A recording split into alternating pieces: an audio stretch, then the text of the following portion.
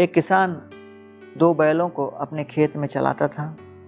बैलों को खाने के लिए घास फूस इत्यादि वो देता था और अधिकांशतया वो भूसा ही उनको देता था खाने के लिए। एक दिन वो किसान अपने यहाँ एक सूअर ले आया और सूअर को हर प्रकार के स्वादिष्ट व्यंजन खिलाने लगा, प्रचुर मात्रा में खिलाने लगा।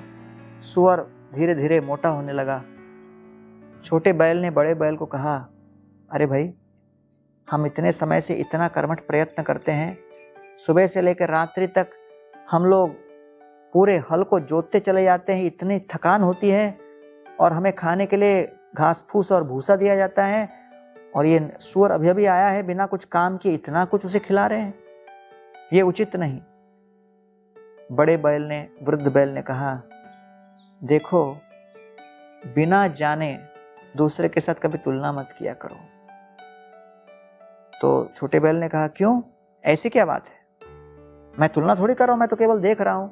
बड़े बैल ने कहा, तुम जानते नहीं, हो सकता है कि उस सूअर को लाया गया जिससे कि उसे काट कर फिर उसे बेचा जाए, लेकिन हम लोग को लाया गया है हल जोत कर उनकी खेती करने के लिए।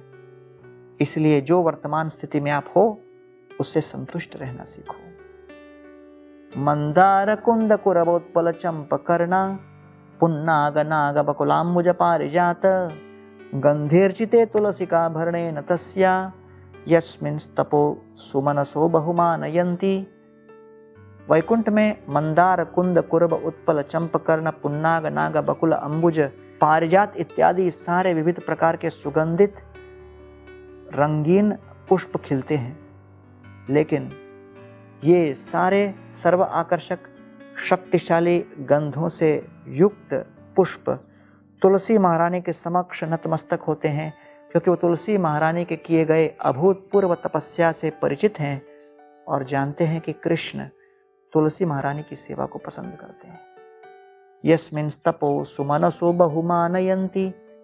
इसलिए इस भौतिक जगत में सबसे बड़ी पीड़ा है, हम एक दूसरे की नकल करने का प्रयत्न करते हैं और तुलनात्मक वृत्ति के कारण हम परेशान रहते हैं। इस प्रकार की तुलना करने की कोई आवश्यकता नहीं।